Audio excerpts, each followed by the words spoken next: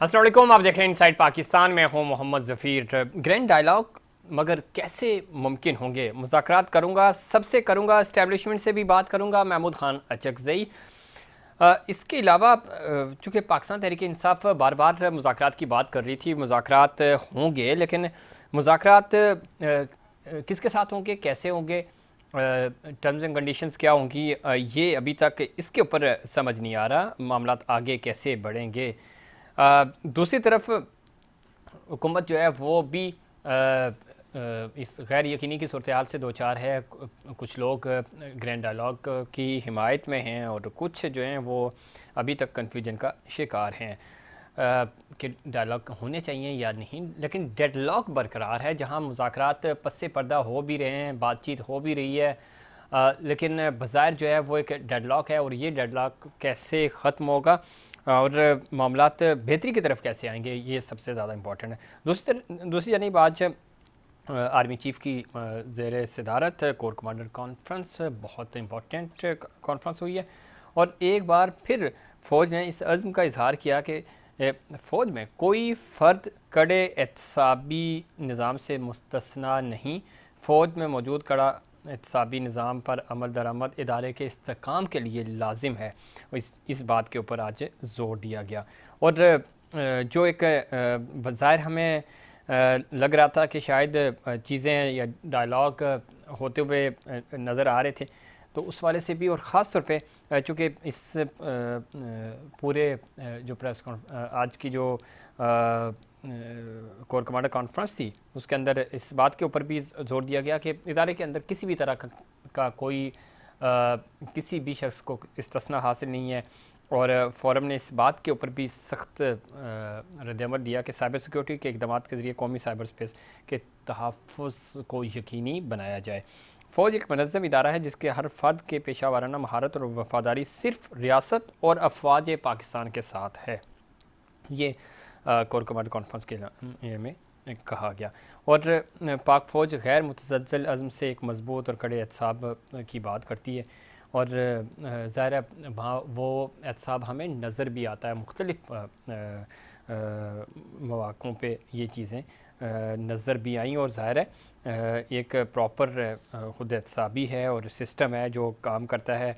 और जो लोग भी किसी भी तरह कोड ऑफ कंडक्ट की खिलाफ वर्जी में मुलव्वस पाए जाते हैं तो उनको सज़ाएँ मिलती हैं। दूसरी जानिब इस वक्त जो सियासी सूरत हाल है उसमें चूँकि मुज़ाकरात तो होते हुए हमें बाज़ार तो नज़र नहीं आ रहे, लेकिन कुछ न कुछ तो हो रहा है। और ये मुज़ाकरात होंगे कैसे? सियासी जमातें क्यों एक दूसरे के ऊपर ब्लेम कर रही हैं? कोई भी जमात जो है वो उसकी ऑनरशिप नहीं ले रही। और पाकिस्तान तहरीक इंसाफ की तरफ से मुज़ाकरात की हामी भी भरी जाती है, फिर मुकर भी जाते हैं, बैकफुट पे भी चले जाते हैं। इंडिविजुअली जब कहें बातचीत होती है तो उसके ऊपर भी उस तरह बातचीत नहीं होती। बाद में कहा जाता है कि हमारा मुतालबा कुछ और था। खुल के इसके ऊपर बात क्यों नहीं हो रही? अगर हुकूमत के साथ पाकिस्तान तहरीक इंसाफ मुज़ाकरात चाहती है तो सरेआम ये बात क्यों नहीं हो रही? और अगर किसी शख्स के ज़रिए, किसी इदारे के ज़रिए ही करना है तो ये भी बहुत इम्पॉर्टेंट है। ज़रा उनको ऑन बोर्ड लेना पड़ता है, लेना पड़ेगा। लेकिन जो सियासी पेशरफ्त है वो हमें उस तरह नज़र नहीं आ रही। और डेडलॉक बरकरार है जो हमें नज़र आ रहा है। और ये डेडलॉक का ख़ात्मा कैसे होगा? और इस हवाले से चूँकि ख़ुद मुस्लिम लीग नून के अंदर भी बड़ा पार्टी जो है वो दो हिस्सों में के ऊपर तकसीम है। ख़ुद ख्वाजा आसिफ़ साहब कह रहे हैं कि पाकिस्तान तहरीक इंसाफ से बातचीत उस वक्त होगी जब वो 9 मई के हवाले से माफ़ी मांगे गए, सरेआम माफ़ी मांगे गए। और इससे पहले वो कह रहे हैं कि अब तो मिन्नतें तरले करने पे उतर गए। ख़ुद पाकिस्तान तहरीक इंसाफ ये कह रही है कि हुकूमत के पास मैंडेट नहीं है। मौलाना फजल रहमान साहब ये बात कह चुके हैं कि इस हुकूमत के पास मैंडेट नहीं है, तो बातचीत इनके साथ क्या की जाए? और अगर बातचीत हो भी जाए तो फ़ैसला इनका अपना नहीं होता। इनको कहीं से फ़ैसला करने के वाले से इशारा मिलता है, कहीं से इनको शोर्टी सिक्योरिटी मिलती है, उसके बाद ये उस फैसले के ऊपर अमल दरामद करते हैं। तो जब मैंडेट ही इनके पास नहीं है तो हम कैसे इनसे बात कर सकते हैं? इन तमाम इश्यूज़ पे बात करेंगे। पैनल में हमारे साथ मौजूद हैं, कराची स्टूडियो में हमारे साथ मौजूद हैं जनाब बैरिस्टर अली राय साहब, सीनियर कानूनदान हैं, रहनुमा हैं पाकिस्तान तहरीक इंसाफ के। बैरिस्टर साहब खुशामदीद कहते हैं आपको, बहुत दिनों बाद आप स्टूडियो तशरीफ़ लाए। टेलीफोन लाइन पे हमारे साथ मौजूद हैं मोहतरमा फ़हमीदा यूसुफ़ी साहिबा, सीनियर तज्ज़ियाकार हैं। फ़हमीदा खुशामदीद कहते हैं आपको भी। अस्सलाम वालेकुम, थैंक यू सो मच। और वीडियो लिंक के ज़रिए हमें ज्वाइन कर रहे हैं जनाब आसिफ बाजवा साहब, सीनियर रहनुमा हैं, सीनियर सियासतदान हैं मुस्लिम लीग नून के। बाजवा साहब खुशामदीद कहते हैं आपको शो में। बहुत शुक्रिया sir, thank you very much for calling ji, बहुत शुक्रिया। बाजवा साहब आप चूँकि दूर हैं, फ़हमीदा भी दूर है, तो हमारे पास जो बैठे हुए हैं हम उन्हीं से पहले गुफ्तगू का आगाज़ करते हैं। बाजवा साहब ये क्या हो रहा है, अचानक बातचीत हो रही है, डायलॉग, मुज़ाकरात, पस से पर्दा कुछ और हो रहा है, फ्रंट पे कुछ और बातें हो रही हैं, तो वाकई में इस्टेब्लिशमेंट से दोस्ती हो रही है? या आज जो कोर कमांडर कॉन्फ्रेंस हुई उसमें तो हमें कोई इस तरह की चीज़ नज़र नहीं आई, लेकिन है। बिस्मिल्लाहिर्रहमानिर्रहीम। ज़फ़ीर साहब, thank you very much for having me. देखिए, मामला इस तरह से है कि मेरे ख़्याल में मैं तो बड़ा सपोर्टर हूँ कि डायलॉग होना चाहिए और आपस में बात करनी चाहिए। लोग जब आपस में बात करते हैं तो ही मसाइल के हल निकलते हैं। जुडिशल साइड पे भी मीडिएशन एक बड़ा कॉन्सेप्ट पिछले 20-30 साल से अदालती निज़ाम में भी निकलता आ रहा है। हमारी सुप्रीम कोर्ट भी, हमारी हाई कोर्ट्स भी उसको इंकरेज कर रही हैं, तो पॉलिटिक्स में भी मीडिएशन होनी चाहिए। ये तो एक असूली बात है, ये एक तरफ होगी। मगर एट द सेम टाइम मैं ये समझता हूँ कि इस वक्त जो हुकूमत है उससे किसी किस्म की बातचीत तरीके इंसाफ को नहीं करनी चाहिए। ये मेरा पर्सनल ओपिनियन है। लेकिन पार्टी तो कर रही है। नहीं, मेरे ये कुछ खबरें आई हैं कि मियाँ साहब ने शायद राना सनाउल्लाह को भेजा है मीटिंग करने, बट जहाँ तक in so far as my knowledge is concern तो ऑन द रिकॉर्ड तो कुछ भी नहीं है। और दूसरी बात यह है कि देखिए, आखिरी और फाइनल फैसला तो वो होगा जो ज़ाहिर खान साहब करेंगे बीइंग द पार्टी लीडर। लेकिन मेरे ख्याल में अगर मेरी एडवाइस लें तो नून लीग की हुकूमत से बातचीत नहीं हो सकती। उसकी बुनियादी वजह यह है कि ज़फ़ीर साहब, ऐसा नहीं हो सकता कि एक डकैत आए और वो मेरा फ़ोन, मेरा वॉलेट मुझसे लेके चला जाए और मैं उससे बैठ के बातचीत करूं कि ऐसा करते हैं कि तू आधे पैसे मुझे दे दे, आधे तू रख ले, ये मेरा फ़ोन आधा आप काट लेते हैं, आधा तू ले जा, आधा मैं ले जाऊं। That can not happen. ठीक है, लेकिन बानी पीटीआई यानी चेयरमैन इमरान खान साहब ने ये कहा कि अगर इन लोगों से तो बातचीत नहीं, यानी इन चोरों से जो आपने अभी जुमला कहा, तो इनसे तो आप बातचीत करने को तैयार नहीं है चूँकि आपका मैंडेट चोरी किया उन्होंने। तो जब खान साहब ये बात कह रहे हैं कि मैं इस्टेब्लिशमेंट यानी जिनकी बात सुनी जाती है या जिनकी बात मानी जाती है उनके साथ मुज़ाकरात करने को तैयार हूँ, तो इसका मतलब ये है ना कि आपने ये सारा मैंडेट तस्लीम कर लिया। एब्सोल्युटली नॉट, आपका जो चोरी शुदा नहीं, एब्सोल्युटली नॉट। देखिए, एक माँ अपने बच्चों के साथ मैकडॉनल्ड्स में गई जी और बच्चों ने बीफ बर्गर भी खाया, चिकन बर्गर भी खाया, उसके बाद फ्राइज भी खाए, चिकन पीसेस भी खाए। उसके बाद जब वो पैसे देने की बारी आई तो उसने कहा कि बच्चों से ले लो, तो बच्चों से तो पैसे नहीं लिए जा सकते। Ultimately the responsibility would be to the one who has bought them there. आजकल बच्चे पैसे जो लाने वाले हैं, आजकल जो लाने वाले हैं, तो जो लाने वाले हैं रिस्पांसिबिलिटी उसकी बनती है। जो लाने वाले हैं, अगर कोई बात आगे होगी मेरे ख्याल में तो उन्हीं से होगी कि वो तो सर लाने वालों ने अगर कह दिया आप भी उनके बच्चे हैं, चूंकि मतलब आपकी लीडरशिप कह चुकी है कि चीफ तो बाप होते हैं ना, अगर बच्चे होते अगर माफी मांग लेते। बट 9 मई का बयानिया तो मैं पाकिस्तानी कौम का शुक्रगुजार हूं कि उन्होंने 8 फरवरी को दफना दिया, खत्म कर दिया। 9 मई माफिया तो बहुत सारों ने मांगी भी है, बहुत सारे उन्होंने मांगी भी, बहुत सारे मांगेंगे भी। यही तो डिफरेंस है, अभी मांगेंगे। बैरिस्टर साहब मैं आई वाज पॉलिटिकल ज़फ़ीर साहब, I was always a political. Sir सियासत में आप नए बैरिस्टर, आप बहुत अच्छे। मैं नहीं उसी के ऊपर आ रहा हूँ। आप मुझे काफी अरसे से जानते हैं, मैं अपनी जिंदगी भर पॉलिटिकल रहा हूँ। जी जी। आपको पता है कि मेरे सूबे में पीपल्स पार्टी से भी अच्छे ताल्लुकात थे, नून लीग ऐसा ही है। लेकिन मैं ये कह रहा हूँ कि माफी, मगर मैंने उनको कभी ज्वाइन नहीं किया। अगर मैंने पीटीआई को ज्वाइन किया है तो उसकी वजह है सर, और वो वजह ये है कि Khan is not ready to compromise. अगर ये मियाँ साहब होते तो अभी तक मच्छरों से और कीड़े मकोड़ों से दिल बर्दाश्ता हो गया। बहुत अच्छी बात है, अपनी अपनी पार्टी को डिफेंड करना चाहिए। और आप ये देखिए कि अभी तो वो हुकूमत में बैठे हैं, अपनी भी हेवन फील्ड जा रहे हैं। अपनी अपनी पार्टी को डिफेंड करना चाहिए। इसी शहर में अल्ताफ भाई रात को तकरीर करते थे, अगले दिन बेचारे एमक्यू वाली सारी लीडरशिप इधर ही बैठ के डिफेंड कर रही होती थी। अल्लाह ना करे मैं कभी उनका मतलब ये नहीं, उनका नहीं, तो आप कह रहे हैं ना माफी, अल्लाह ना करे मैं उस पोजीशन में हूं साहब, अगर ऐसा आप मौका आया, सॉरी डरे उस वक्त से कि खान साहब भी माफी का ऐलान कर दें और फिर आप कहें कि चूंकि खान साहब ने कह दिया हम भी कह रहे हैं, फिर उसको डिफेंड, मैं जफीर साहब आपको जवाब दूं ना, मैं पर्सनल लेवल पे कह रहा हूं, मैं फिर उस डिसीजन को डिफेंड नहीं करेंगे, ठीक है, मैं तो छोड़ के साइड पे बैठ जाऊंगा। मैं तो सिर्फ उनका जो मिदाब बनाऊं वो इस बात पे बनाऊं कि वो एटलीस्ट सामने खड़ा हो गया, स्टैंड लिया, इसने स्टैंड लिया। चलिए ठीक है, देखते हैं दस्का का रुख करते हैं, क्योंकि धुंध शुंध छाई हुई है उधर भी। बाजवा साहब खुश आमदीद कहते हैं आपको, और गुफ्तगू आप सुन रहे थे सर, ये क्या रात के अंधेरे में पीछे बातें भी हो रही हैं टीवी प्रोग्राम्स में, प्रेस कॉन्फ्रेंसेस में, और जब कहें किसी फोरम पे बात होती है तो मुकर जाते हैं कि नहीं जी हम तो पीटीआई से बात ही नहीं कर सकते, ना हम बात करेंगे, और पीटीआई वाले भी यही कहते हैं, लेकिन बैक एंड पे सारे ही एक दूसरे की मिन्नतें कर रहे हैं कि सर जोड़ के बैठ जाएं। बिस्मिल्लाहिर्रहमानिर्रहीम, आपका बहुत शुक्रिया रफीक साहब, आपने मुझे वक्त दिया। गुजारिश यह है कि आपकी बड़ी गहरी नजर होती है तमाम मामला के ऊपर, और आप बिल्कुल इस पे पहले कुछ तैयारी करते हैं फिर ही प्रोग्राम करते हैं।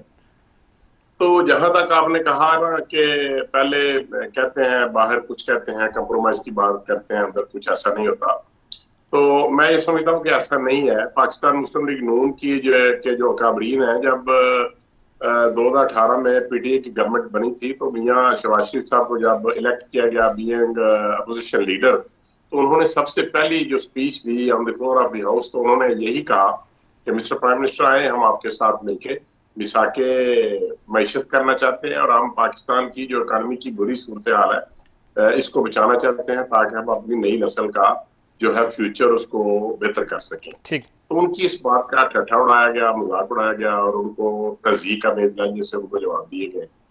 उसके बाद जब पीडीएम की गवर्नमेंट बनी उस वक्त भी, और जब फरवरी के बाद गवर्नमेंट आई पीएमएलएन की और पाकिस्तान पीपल्स पार्टी की और एमक्यूएम की, तो फिर भी उन्होंने कहा कि हम ऑल पार्टीज कॉन्फ्रेंस बुलाते हैं। तो पहले उनसे कहा गया कि हम नहीं आएंगे, फिर कहा गया कि हम आएंगे, फिर कहा गया कि नहीं हमारा नुमाइंदा आएगा, फिर रिफ्यूज कर दिया गया।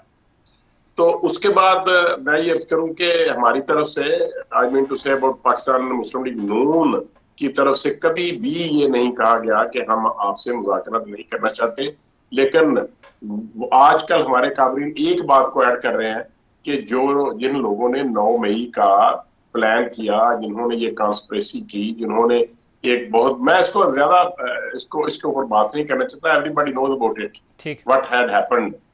तो मैं ये समझता हूं, उन्होंने कहा कि ये एक देखें, तो बाजवा साहब आपकी बात को आगे बढ़ाते हुए माफी मांग ली उन्होंने, तो फिर क्या होगा? मैं अर्ज कर रहा हूँ, मैं अर्ज करता हूँ, देखें, माफी मांगने की बात यह है कि आपने एडमिट कर लिया हुआ है इस बात को कि हाँ मैंने कहा था कि जब अगर ये मुझे गिरफ्तार करेंगे तो फिर आप जीएचक्यू पे और दीगर जो आर्मी के ऑफिसर्स के हेड ऑफिस हैं, कोर कमांडर हाउस हैं, या इस जगह कंटोनमेंट बोर्ड है, वहां पे आप जाएंगे, ये तो एडमिट कर चुके। देखें, ये क्या आप समझते हैं कि अगर हमारे काबरीन ये कहें कि ये माजरत कर लें, अवाम से माफी मांगे कि हमने गलत फैसला किया था, ऐसा नहीं करना चाहिए था स्टेट के खिलाफ और हम अपनी पाक फौज के खिलाफ ऐसा नहीं करना चाहिए था, तो फिर इनके पास साथ हम बैठने को तैयार हैं। अब आ जाते हैं दूसरी तरफ, कभी ये कहते हैं कि हम पीटीआई ये चोर हैं, ये डाकू हैं, ये लुटेरे हैं, पीपल्स पार्टी और पीएमएलएन और दूसरे जो हैं ये मैंडेट चोर हैं, ये फलां है डिमका है, हम इनसे बात नहीं करेंगे। फिर साथ ही कह देते हैं कि हमने महमूद खान अचकजई को मैंडेट दिया है कि वो इनसे बात कर लें, किसी से भी कर लें हमारे बिहाफ पे।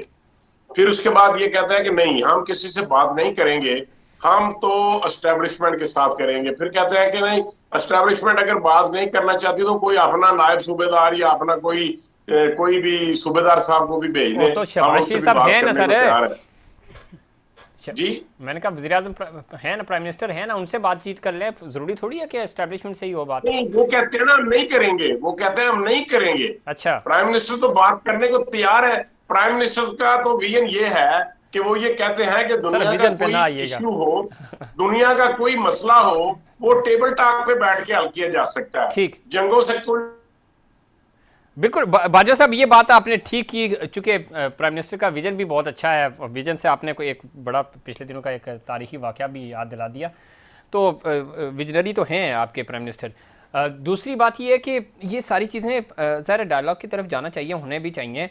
फहमीदा, आप किस तरह देखती हैं पूरी सूरत हाल, चूँकि बातचीत तो हो रही है और बातचीत कहाँ हो रही है ये भी सबको पता है, ऑनरशिप कोई नहीं ले रहा इस सारी चीज़ की, लेकिन मसला सिर्फ ये है कि किन बुनियादों पे और जो शराइत रखी जा रही हैं, क्या वो सारी शराइत पाकिस्तान तहरीक इंसाफ की तरफ से मानी जाएंगी। थोड़ी देर पहले बैरिस्टर साहब कह रहे थे कि माफ़ी वाला तो चैप्टर नहीं है, तो बर्फ़ पिघल तो रही है, बातचीत हो तो रही है, जो कि होनी भी चाहिए। आप किस तरह देखती हैं? देखिए, सबसे पहले तो मैं आपको ये बता दूं कि आज का जो पहले जो कोर कमांडर कॉन्फ्रेंस का एलामिया है उसको जरा गौर से देख लेते हैं एक दफा, जिसकी हाईलाइट यही है कि फौज के पास खुद एहतसाबी का मजबूत निजाम मौजूद है और किसी फर्द को भी बख्शा नहीं जाएगा। ठीक। और लेफ्टिनेंट जनरल फैज का ट्रायल जारी रहेगा। ठीक है, और उसमें किसी किस्म की कोई जल्दबाजी नजर आ नहीं रही है। ठीक है, और अब जरा सा आ जाते हैं इसके बाद आज की एक डेवलपमेंट में कि जो है खान साहब ने आज क्या किया।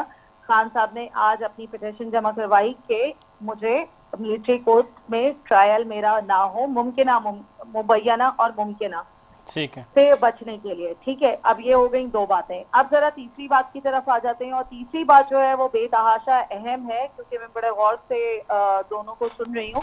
तो मैं जो एक बहुत अहम तरीन बात कर रही हूँ और वो ये है कि मैं एक दफा फिर आपको बता देती हूँ, सोर्सेज से भी आपको ये कंफर्म कर देती हूँ कि इमरान खान के लिए फौज जो है किसी किस्म का भी रिलीफ या रियायत देने के लिए तैयार नहीं है, और उनका वो पहले दिन का जो मौकफ है वो अभी भी है कि वो 9 मई के लिए माफी मांगे। और दूसरी जानिब से देखें, उनको तहरीक इंसाफ से इस वक्त निगोशिएशन करने की या बातचीत करने की कोई जरूरत है नहीं, क्योंकि व्हाट लाइफ, आप बताएं मुझे, अगर तरनौल में जलसा हो भी जाता है, जैसे कि उसके चांसेस बहुत हुए हैं, तो क्या खान साहब बाहर आ जाएंगे? क्या इनकी जो डिमांड्स हैं वो पूरी हो जाएंगी? जलसे तो इससे पहले केपीके में भी हो गए, तो क्या साल सवा साल इसमें हो गया? फहमीदा मसला ये नहीं है, मसला ये है कि खुद हुकूमत इस सारी चीज़ को ज़रा पूरा दिन वो 2-2 नहीं, घंटे देखिए हुकूमत, जी हुकूमत की देखें एक फहमीदा 3-3 घंटे वो पूरा पैनल बैठता है, प्रेस कॉन्फ्रेंस करते हैं, खुद ही करते हैं ना वो तो खान साहब। देखिए नहीं, देखिए मेरी बात सुने, जो भी हुकूमत होती है वो इस सारी सिचुएशन की बेनिफिशियरी है, राइट? तो वो तो किसी सूरत ये चाहेंगे नहीं कि इनके और उनके डायरेक्ट मुज़ाकरात किसी सूरत हो जाए, और होने भी अगर जो है वो चाहिए तो सियासी जमातों के मुज़ाकरात सियासी जमातों के साथ होने चाहिए।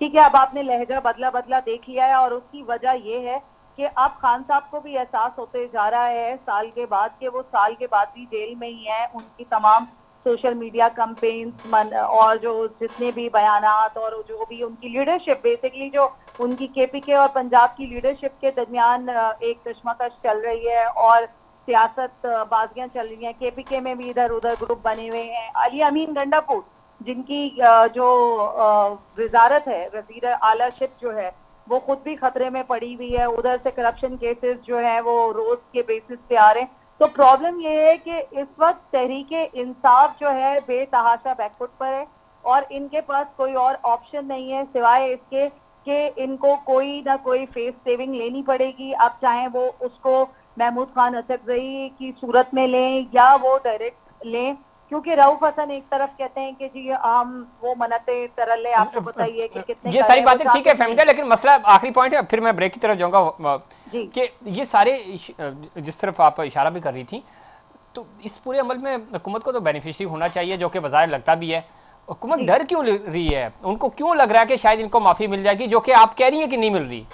नहीं, मुझे नहीं लगता कि हुकूमत डर रही है, और उसकी वजह यह है कि अगर कोई ऑफर है तो सियासी जमातें एक दूसरे से बात करती हैं, आइस ब्रेकिंग करती हैं। और लेकिन फहमीदा ये हमारी पाकिस्तान की सियासी तारीख रही है ना, सियासी जमातों ने कब सियासतदानों से बात की, जिन्होंने जहाँ जो करना चाहते हैं जहाँ करते हैं वहीं से कबूलियत होती है, तो बात आगे बढ़ती है। नहीं, देखिए मसला पहली दफा इस तरह से हुआ है ना कि किसी जमात के क्रेडिट पर शोदा की तौहीन आ गई है, किसी जमात के क्रेडिट पर इतनी बड़ी जो साजिश है वो आ गई है, किसी जमात के नहीं क्रेडिट नहीं, पर साजिश मुबैना इससे तौर पर पहले त्यारा हाईजैकिंग साजिश पाकिस्तान पार्टी और ये बाजवा साहब बैठे हुए हैं, चूंकि पीपी की तो नुमाइंदगी कोई नहीं कर रहा, मुशर्रफ साहब को इन्होंने नहीं लैंड करने दिया था, इन्हीं के प्राइम मिनिस्टर मियां नवाज शरीफ साहब थे। तो देखिए that was a very different story, उसके बावजूद भी कहीं पर भी किसी किस्म का ऐसा वायलेंट नहीं हुआ था, सबके आप देख चुके हैं। लेकिन जो बात मैं कहना चाह रही हूँ और जो मैं बात समझती हूँ और जो बात आप आने वाले दिनों में देखेंगे, क्योंकि ये खौफ बहुत ज्यादा बढ़ता जा रहा है, किसी को भी ये एक्सपेक्टेशन नहीं थी कि फॉर्मर डीजी आईएसआई फैज साहब को इस तरह से अरेस्ट किया जाएगा और उनका फील्ड कोर्ट मार्शल किया जाएगा और जो कुछ ये वो बहुत वहाँ से इंपॉर्टेंट निकलेगा। पॉइंट है फहमीदा, लेकिन ये वो इश्यूज हैं जो हमने देखा, इससे पहले भी 3 स्टार जनरल्स को सजाएं हुई और ये field army court martial army के अंदर हुआ है। ये बड़ा जबरदस्त सिस्टम है, इसके ऊपर तो कोई बात नहीं हो सकती। प्रेसिडेंट लेकिन पहली क्या ये दफा जजेस सेट और हुआ है, प्रेसिडेंट पहली सियासतदानों दफा तक सेट ये हुआ है। सारा मामला आएगा या नहीं आएगा, ये बहुत इंपॉर्टेंट है। और इसमें जो बाकी सहूलतकार हैं उनको कितनी सजाएं मिलेंगी, फौज के अंदर जो नजरें हैं वो सिविलियन साइड के ऊपर हैं, उनको कैसे सजाएं दी जाएंगी, उनके ऊपर तहकीकात क्यों नहीं हो रही, वहाँ क्यों डिले हो रहा है, इसके ऊपर भी बात करेंगे। लेकिन उससे पहले कमर्शियल ब्रेक।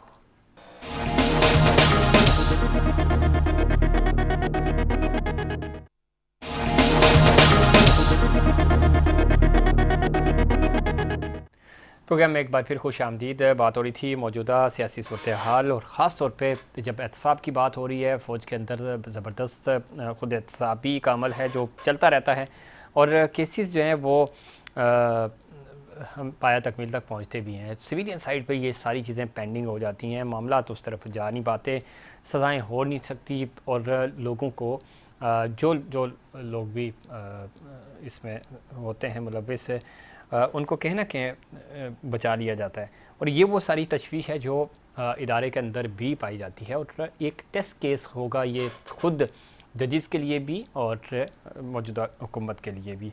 वैसे सब ये सारी चीज़ें अपनी जगह, और अब चूँकि मामला आहिस्ता आहिस्ता आगे बढ़ रहे हैं, सख्ती भी नज़र आ रही है, फिर डायलॉग भी, बातचीत भी, बहुत सारे ग्रुप्स तमाम इदारों में कह रहा हूँ के अंदर ये मौजूद हैं। यानी बड़ी डिवाइडेड ओपिनियन है कि बातचीत होनी चाहिए, नहीं होनी चाहिए, माफ़ी नहीं।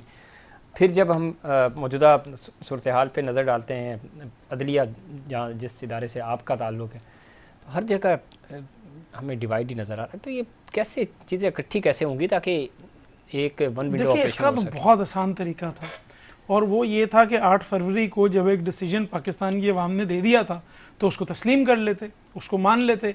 जब आप पॉपुलर 8 फरवरी के बाद 9 फरवरी को भी तो पाकिस्तान की अवाम ही ने नहीं, वो फैसला दिया पाकिस्तान की अवाम तो नहीं थी। अब मैं ज़ाहिर आई डोंट वांट टू, मैं अगर किसी और फोरम पे बैठा होता तो ज़रूर बात कर भी देता, बट चूंकि मैं आपके शो में हूं तो मैं वो उस तरह वो वाली मैं डायरेक्टली जो रिस्पॉन्सिबल हैं लोग, मैं नहीं उनका नाम लेता। लेकिन हम सबको पता है कि 9 फरवरी को किसने वोट डाला था और 8 फरवरी को किसने डाला था। बात असल में ज़फ़ीर साहब ये है कि माफ़ी का तो कोई सवाल बनता नहीं है। ठीक है, आप ये देख लीजिए कि जब हमारे सिपा सलार जो हैं वो आए थे तो उन्होंने 2 सामने चीज़ें रखी थी। एक तो ये था जी कि 65 बिलियन डॉलर्स की इन्वेस्टमेंट पाकिस्तान में आनी है। वो आहिस्ता आहिस्ता आते आते जो आखिरी जो आए थे कराची और मीटिंग हुई थी तो वो कुछ तकरीबन 4 बिलियन रह गए थे जो सऊदी अरब से आने थे, 65 से 4 हो गए थे। वो 4 भी अभी तक सऊदी अरब ने नहीं आए, बल्कि टू माय अंडरस्टैंडिंग जो जरीदों में आर्टिकल्स छप रहे हैं उसमें यह है कि वो कहते हैं पाकिस्तान ने होमवर्क ही नहीं किया हुआ, हम कहाँ से इन्वेस्टमेंट कर दें, कोई घास फूस पे तो नहीं इन्वेस्टमेंट करनी, कोई इंफ्रास्ट्रक्चर होता है तो करनी है। दूसरा ये था कि खान साहब से सरेंडर करवाना है। खान साहब ने आज पूरा 1 साल हो गया, सरेंडर तो नहीं किया। तो इन दोनों चीज़ों में तो with all due respect to him वो फेल हो गए। नैरेटिव इस वक्त खान के हक में है। इस बात को प्लीज़ समझिए कि माफ़ी का कोई चांस ही नहीं बनता। 25 अक्टूबर 2024 को एक बहुत बड़ी तब्दीली होने वाली है और वो तब्दीली इस वजह से होने वाली है कि वो जो एक्सटेंशन का पैकेज था वो तो भर गया, वो 65 से जो 68 करना था वो भी नहीं हो सका। अच्छा। अब मामला ये है कि जो जो चीज़ें आपने रोक के रखी हुई थी, ट्राइब्यूनल समेत, रिकाउंटिंग समेत और जुडिशल रिलीफ समेत, वो सारी चीज़ें चेंज होंगी। जब चेंज होंगी तो मैं तो बड़ा क्लियरली देख रहा हूँ कि अक्टूबर के बाद माहौल बड़ी तेज़ी से शिफ्ट होगा। एक में अगर आप इजाज़त देंगे तो मैं आपने कहा कि फ़ौज के अंदर ख़ुद एहतसाबी का निज़ाम है, मैं आपकी बात से जो हूँ सहमत भी नहीं हूँ, मैं एग्री भी नहीं करता, और मैं ये जो खुद एहतसाबी का निज़ाम है मैं इससे मुतमईन भी नहीं हूँ। वो एक पापा जॉन्स वाले साहब थे, क्या खुद एहतसाबी वहाँ पे हुई? मुशर्रफ साहब ने प्राइम मिनिस्टर हाउस में फौजी घुसवा दिए, जो फिर नवाज लीग की हुकूमत थी, और उन्होंने बाहर जाके इनके मुंह पे मारा। मैं तो कहता हूँ कि मुंह पे जूती मारी जब उन्होंने कहा कि राहील शरीफ ने मुझे बाहर जो है वो निकलवा दिया। किधर गई थी खुद एहतसाबी? ये जो फैज़ हमीद का अरेस्ट है, इसको मैं इंट्रा इंस्टीट्यूशनल पॉलिटिक्स के तौर पे देखता हूँ। This is a professional rivalry between two officers of the arm forces. एक और दूसरे दोनों DGISI के भी कंटेंडर थे, एक और दूसरे आर्मी चीफ के भी कंटेंडर थे। ये प्रोफेशनल राइवलरी जजेस में भी होती है, पॉलिटिशियंस में भी होती है, तो हो रहा है ना सर, होती है, सब जगह होती है, हो रहा है ना। इससे पहले हुआ कभी इस तरह? मैं मिलिट्री, देखिए मिलिट्री एक बड़ा मशहूर कहावत है, military justice is to justice what military music is to music. आप मुझे ये बताएं कि जब रात में रिलैक्स करना होता है लता मंगेशकर सुनते हैं, या वो टू टू टू टू टू टू टू वो जो मिलिट्री म्यूजिक होता है उसको सुनते? उसको कोई नहीं सुनता। उसकी वो जो मिलिट्री म्यूजिक की म्यूजिक के लिए हैसियत है, वही मिलिट्री जस्टिस की जस्टिस के लिए हैसियत है। इस इंसाफ को कोई इंसाफ नहीं मानता। अगर आप वाकई चाहते हैं, मैं तो सपोर्ट करता हूं, बिल्कुल करें, ट्रांसपेरेंट करें, फेयर करें, but in view of the public करें। हम देखें ना कार्रवाई, हमें पता लगे कि कौन एग्जामिन हो रहा है, कौन क्रॉस एग्जामिन हो रहा है। अभी तक जफीर साहब, विद ड्यू रिस्पेक्ट, वो कह रहे हैं ना बानी PTI की तो होगी, सारा कुछ मैंने देखा, अभी तक तो एलिगेशन ही बड़े वेग हैं। अभी तक तो आपको ये चले खैर आगे आगे टॉप सिटी है या वो May 9th है क्या भाई? वो पहले एलिगेशंस देखिए, कोई भी क्रिमिनल ट्रायल जब होता है ना जफीर साहब, पहली चीज होती है चार्ज फ्रेम। पहली चीज, आसिफ बाजवा साहब हैं, वो एग्री करेंगे, वो भी बाजवा साहब मेरे ख्याल वकील हैं, वकील। पहली चीज चार्ज फ्रेम होती है। FIR में पहले ये डाला जाता है कि भाई ये कॉग्निजेबल ऑफेंसेस हैं, वो तो बताएं हमें। चले पता चल जाएगा सर, फिक्र नहीं करें, बहुत FIR ढेर लगी हुई है। कुछ मैं सिर्फ 3 छोटी सी चीजें। नंबर 1, कोई एहतसाब मुझे होता हुआ नजर नहीं आ रहा और मैं मुतमईन नहीं हूं। नंबर 2, माफी का सवाल ही कोई नहीं बनता। नंबर 3, 9 मई का जो बयानी है वो 8 फरवरी को दफन हो चुका है। इससे वर्ष वाकयात मुल्क की तारीख में मौजूद हैं। कुछ बड़ी डेवलपमेंट्स भी होने जा रही हैं। तो क्या अगर सियासी बसात उस तरफ जाती है तो ये खुद सियासी जमातों के लिए भी नुकसानदेह होगी? बाजवा साहब, ये मौका है आप सब पॉलिटिकल पार्टीज़ के पास कि आप आपस में मामला तय करें, पार्लियामान को मजबूत बनाएं। बदकिस्मती से ये पिछले 3 सालों में हमें हर मसला जो है वो अदलिया के पास जाता हुआ नज़र आया, चाहे पंजाब असम्बली का मामला हो, नेशनल असम्बली का मामला हो, सेनेट का हो। तो ये कब तक ये सारी चीज़ें देखते रहेंगे? और जब ना तो आपने 12 अक्टूबर से कुछ सीखा, ना पाकिस्तान पीपल्स पार्टी ने कुछ सीखा, PTI वाले चलो नए आए हैं तो अब शायद ये कुछ सीख पाएँ, बाजार तो नहीं लग रहा वैसे, लेकिन आने वाले दिनों में हो सकता है कि ये कुछ सीखें। घूम फिर के मामला उधर ही चला जाता है। तो आप पार्लियामेंट की सुप्रीमेसी को बहाल करें ना, चूँकि अभी तक प्राइम मिनिस्टर भी बेबस नज़र आते हैं, फिर पॉलिटिकल पार्टीज़ भी एक दूसरे को इंगेज नहीं कर पाती। कंधे तो आप ढूंढते हैं कि हमें किसी भी तरह इक़्तिदार तक पहुँचाया जाए, और उसमें आप रात की तारीकी में मिलें या दिन की रोशनी में मिलें। देखिए, ये बात आपकी दुरुस्त है कि पार्लियामान को मजबूत किया जाना चाहिए, पार्लियामान को बेतौकीर नहीं होना चाहिए, और जो सुपरमेसी ऑफ लॉ है वो सिर्फ और सिर्फ पार्लियामान ही इम्प्लीमेंट करवा सकती है।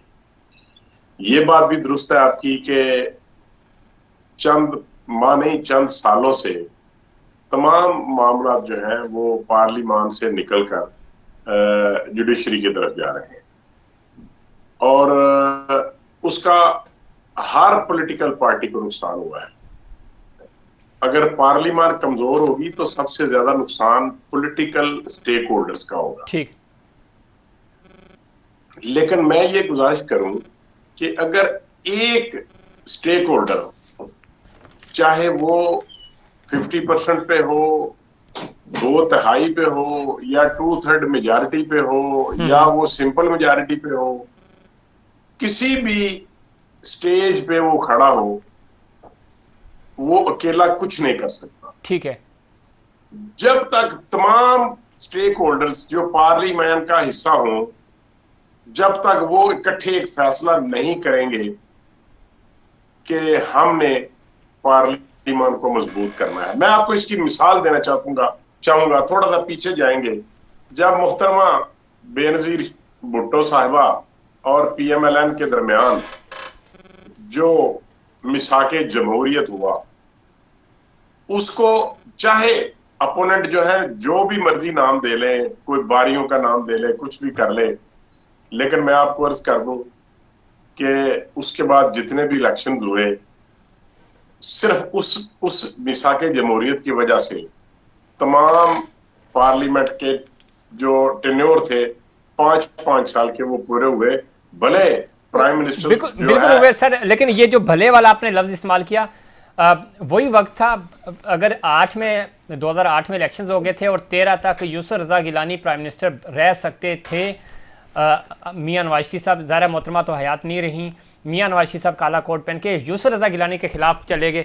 तो सर ये तो तारीख है ना हमारी, और यही वजह बनी फिर धरने शुरू हुए 2014 में, मियां नवाज शरीफ साहब भी मुद्दत पूरी नहीं कर सके, तो फिर खान साहब आए, खान साहब भी मुद्दत पूरी नहीं कर सके। तो सर आप पॉलिटिकल पार्टीज नहीं सीख रही इस चीज़ से, फिर आज की कैबिनेट पे आ जाते हैं। अब खुद आपकी सीनियर लीडरशिप बैठ के ये कह रही है कि 3-4 वज़रात इंपॉर्टेंट प्लेयर्स 11 रुकनी टीम के हमारे हैं ही नहीं, वो किसी और से डिक्टेशन लेते हैं, हमें पता ही नहीं होता फैसला क्या कर रहे हैं, चाहे वो दाखिला हैं, चाहे वो खारजा हैं, वो ख़जाना है। तो अगर इसी तरह चलता रहेगा मामला, तो क्या आपने हुकूमत करनी है और क्या आपने सियासी जमातों को इकट्ठा करना है? देखिए, मैं आपको एक अर्ज कर दूं, आपकी बिल्कुल मुझसे ज्यादा इंफॉर्मेटिव आदमी है आप। मैं आपको एक अर्ज कर दूं कि ये जो पॉलिटिकल सिनेरियो होता है ना जी, जो सियासी हालातों वाकयात होते हैं जी, इसमें तमाम चीजें ऐसी नहीं होती जो ऐसी की नजर आ रही होती है। ये बिहाइंड द सीन भी कुछ ना कुछ होता है। सर बिहाइंड द सीन ही बता रहा हूं। मेरी अर्ज सुन ले। इस बात से मैं एग्री करता हूं कि ये इस बात को लोगों ने कहा, आप जैसे लोगों ने भी कहा कि जी फलां मिनिस्टर जो है ये तो किस पार्टी से तल्लुक रखते हैं, इसको किसने वोट दिया, इनकी क्या पॉलिटिकल बैकग्राउंड है। लेकिन मैं ये समझता हूं कि सियासत में और अनाने हुकूमत में जी जी, आपको बहुत कुछ बर्दाश्त करना पड़ता है। अगर आप में टेम्परामेंट नहीं है, बाजा साहब बर्दाश्त करें फिर रोए मत। हम तो ये कह रहे हैं ना कि आप तनहा बैठ के रोते हैं कि हमारे साथ जुल्म हो रहा है, बाहर आप आते हैं तो आप कहते हैं कि जी हम तो बिल्कुल यकजान होकर मुकाबला कर रहे हैं। तो सर दुख अगर मिल रहा है ना तो फिर बर्दाश्त करें, फिर कहानियां ना सुनाएं। मैं समझा नहीं सका। मैंने आपसे कहा था पहले विक्रे में कि बिहाइंड द सीन भी कुछ होता है सर, चीजें ऐसी नहीं होती जो साफ नजर आती हैं, पीछे भी कुछ होता है। सर साफ तो छुपते भी नहीं, तो सामने नजर सामने आते भी नहीं, तो क्या करें। देखिए, मैं ये बात कर रहा हूं कि हम बहुत कुछ बर्दाश्त करते हैं। सर बाजवा साहब आखिरी जुमला, मैं समझ रहा हूँ आपकी बात कि धुंध अभी तक डस्का में मौजूद है, इस्लामाबाद में भी वही धुंध छाई हुई है, अब माने या ना माने। फहमीदा किस तरह देखती हैं ये चीज़ें? डायलॉग तो हो रहे हैं, गिले शिकवे मुस्लिम लीग नून के अपनी जगह, IMF का प्रेशर अपनी जगह, लेकिन पॉलिटिकल सिनेरियो में अगर हम देखें मुस्लिम लीग नून अपर हैंड है, हुकूमत में है, और पंजाब भी उनके पास है, फेडरल भी उनके पास है, लीडिंग रोल उनको नहीं मिल रहा उस तरह, ना वो परफॉर्म कर पा रहे हैं उस तरह से, और कैबिनेट के अंदर भी, कैबिनेट से बाहर भी, अब तो अलग अलग कर दिया इन्होंने फॉर्मेट, उसके बावजूद शदीद इख्तलाफात हैं, और वो इख्तलाफात हमें नज़र भी आते हैं of the record, on the record भी, और वो परफॉर्मेंस भी उस तरह नहीं हो पा रही। तीनों चारों जो बड़े ग्रुप हैं वो बिल्कुल अलग अलग हमें नज़र आ रहे हैं। तो क्या इनको नज़र आ गया कि बस आखिरी 2-4-6 महीने जो गुजार लें, मुस्तकबिल नहीं है हमारा? सबसे पहले रफीक, मैं ये जो बैरिस्टर अली ताहिर साहब हैं उनको कुछ जवाब देना चाहती हूँ, और वो ये है कि बहुत माजरत के साथ मेरा ख्याल है इनकी तो अपनी पार्टी में भी कोई ऐसा कोई इतनी ज्यादा जो है एक्सेप्टेबिलिटी नहीं होगी, और ये जो हैं ये बैरिस्टर हैं और ये इतनी इनसेंसिटिव और इररिस्पॉन्सिबल गुफ्तगू नेशनल मीडिया पर बैठ के कर रहे हैं फौज के बारे में। तो मैं ये एक बात यहाँ पे कहना चाहती हूँ कि फौज का अपना एक निज़ाम होता है और वो उसके तहत ही वो चलती है, और जहाँ तक रह गया कि जो ट्रायल मिलिट्री कोर्ट में वो कर रहे हैं, तो इनको जो है इनके जो साबिक वजीर आजम है हमारे और जो बानी चेयरमैन तहरीके इंसाफ है, उनको भी एक शट अप कॉल मिल चुकी है इस हवाले से कि वो होते कौन है पूछने वाले, कि फैज हमीद का ट्रायल ओपन कोर्ट में होगा या नहीं। तो मेरा ख्याल है वही जुमला मैं फहमीदा एक मिनट इस पे बैरिस्टर साहब कुछ ऐड ऑन करना चाह रहे हैं, फिर मैं दोबारा आपकी तरफ आऊंगा। नहीं नहीं, वो एक्चुअली मैं कॉल पर हूं तो ये कह रहा हूं कि there is a way of talking in a talk show, there has to be decency. आप अपनी बात पर देखिए ठीक है, चले ठीक है फहमीदा, जो आपको नहीं है, देयर हैज टू बी, आप अपनी बात करें, मेरा नाम ठीक है फहमीदा, आगे बढ़ते हैं। फहमीदा प्लीज आगे बढ़ते हैं, पॉलिटिकली आ जाए। ठीक है, डोंट टेक माय नेम, ठीक है वैसे I haven't referred to you. Okay Fahmida politically मुझे ये बताइएगा कि ये जो इस वक्त मुस्लिम लीग नून के अंदर भी एक ज़बरदस्त किस्म की ग्रुपिंग है और होती है, खैर ये कोई नई बात भी नहीं है, लेकिन परफॉर्मेंस हमें नज़र नहीं आ रही। पंजाब की हद तक मरियम बीबी के इनिशिएटिव्स बहुत अच्छे हैं, लेकिन उसके ऊपर भी बड़े क्वेश्चन मार्क्स हैं और फेडरल हुकूमत भी डिलीवर नहीं कर पा रही उस तरह। नहीं, मुझे ऐसे लग रहा है कि देखें जितने मुश्किल सिचुएशन में इस वक्त पाकिस्तान है और इकोनॉमिक क्राइसिस और उसके साथ साथ ये जो political crisis, thanks to Tehreek-e Insaf Pakistan को जो है वो देखना पड़ रहा है। तो इस सिचुएशन में आपको ये देखना पड़ेगा कि बहुत सारे मामला जो हैं जो 2018 से खराब हुए, 2018 के इलेक्शन के बाद से खराब हुए और उससे पहले से ही खराब किए जा रहे थे और पूरा एक नैरेटिव बना। अब उसमें खैर क्या जाए, लेकिन तो इसमें फहमीदा आईपीपीस का मामला तो सिर्फ 18 में नहीं है, तो 14 फिर 13 उससे पहले फिर उस मामले पे भी जी आईपीपीस में देखें सभी कसूरवार हैं और सभी जिम्मेदार हैं, उस पर हम बहुत बात कर चुके हैं। लेकिन इस वक्त अगर आप देखें तो कुछ अच्छी खबरें पाकिस्तान के पास हैं। तिजारती खसारा 11 महीने की कम तरीन सतह पर आया है। दूसरी बात यह है कि मुल्क में 3 साल बाद महंगाई जो है सिंगल डिजिट पर आई है। तो काफी ज्यादा चीजें जो हैं वो ठीक होने जा रही हैं और ठीक होंगी भी। ये नहीं है कि खुदा ना खास्ता के कोई बानी तहरीके इंसाफ बाहर नहीं आएंगे या तहरीके इंसाफ अपनी मनमानियां करने के लिए इनको इजाजत दे दी जाएगी तो चीजें ठीक नहीं होंगी। और रह गई बात मुस्लिम लीग नवाज की, तो देखें इस सिचुएशन में और इस सिनेरियो में और पीपल्स पार्टी की, तो देखिए उन सबका इंटरेस्ट इस वक्त तो एक यही है और ऐसा नहीं होगा कि ये 5-6 महीने में घर जाएंगे। और अक्टूबर के बाद जो चेंजेस हैं वो कोई ऐसी चेंजेस नहीं आ रही हैं। एक जो सुप्रीम कोर्ट का एक प्रोसीजर है जहाँ पे अभी बात भी हो रही है कि वो चेंजेस नहीं, आपको लगता है फहमीदा टेक्नोक्रेट टाइप का सिस्टम रहेंगी पार्टीज, यही चेहरे चेंज होने जा रहे हैं? नहीं, मुझे नहीं लगता कि ऐसा कुछ होगा। पाकिस्तान इस वक्त ऐसा कुछ मुतामिल नहीं हो सकता, ठीक है, और ना ही ऐसा कुछ होगा। लेकिन मुझे जो लगता है और जो मुझे सिचुएशन लग रही है वो ये है कि माफी नहीं मांगेंगे तो बाहर भी नहीं आएंगे। चले ठीक। तो और मुझे लगता भी नहीं कि तहरीके इंसाफ की लीडरशिप जो है, उमर अयूब साहब जो है वो या गौहर साहब वो इसमें इंटरेस्टेड हैं कि खान साहब बाहर आए। चलिए ये तो खैर वो उनकी सारी कारकुनान भी और लीडरशिप भी यही कह रहे हैं। बाजवा साहब कुछ ऐड करना चाह रहे थे आप?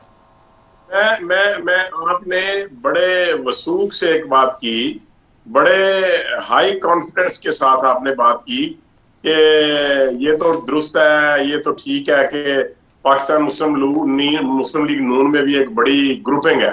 तो मैं आपको ये अर्ज कर दूं, ये बहुत देर हो गई हमें ये बात सुनते हुए। कभी कहते थे कि नून में से शीन निकलेगी, फिर शीन में से कहा कि आगे मीम निकलेगी। ऐसा कुछ भी नहीं है, सब कुछ निकला बाजवा साहब, सब कुछ निकला। आज नवाज शरीफ साहब प्राइम मिनिस्टर नहीं हैं, इस मुल्क के प्राइम मिनिस्टर बनने आए थे।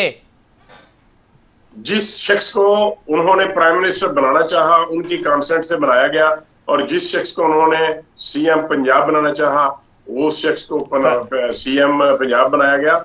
बिल्कुल पाकिस्तान की पॉलिटिकल जो आजकल सिनेरियो है इसमें जो भी आप सर हमारे बड़े लाडले हैं, अच्छे हैं, प्यारे हैं, तो हम कुछ कहने नहीं चाह रहे, लेकिन अंगूर खट्टे हैं सर, अब क्या करें हम?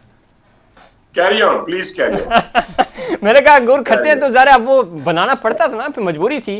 आपने फेडरल में अगर छोटे मियाँ साहब को लेके जाना था तो पंजाब आपको ज़रा मरियम बीबी को देना था। तो बहरा खैर आखिरी पॉइंट है, वक्त ख़त्म हो रहा है भाई साहब। ओवरऑल चीज़ें तो बेहतरी की तरफ, चाहे आप इख्तलाफ करें, चोर डाकू जो मर्जी के हैं, टेबल पे तो बैठना पड़ेगा ना सर, तो क्यों नहीं बैठ रहे? नहीं, मेरे ख्याल में ज़फ़ीर साहब पॉइंट ऑफ स्टेबिलिटी इस दुनिया में जहाँ पे भी इकोनॉमी डेवलप हुई है वो स्टेबिलिटी की वजह से हुई है। ऐसा ही है। और स्टेबिलिटी वहाँ पे आई है जहाँ पे आप पॉलिटिकल एक्सप्रेशन का राइट जो है वो देते हैं। पाकिस्तान की ये बदकिस्मती रही है कि 47 से लेकर आज हम 2024 में खड़े हैं, आज तक आप लोगों की विल जो वो एक्सप्रेस करते हैं उसको आज तक आप नहीं मान सके। यही आपने बार बार गलतियां की हैं जिसकी वजह से हम इस स्टेज पे खड़े हुए हैं। सिंपल सी बात है, collective wisdom is always better than individual wisdom.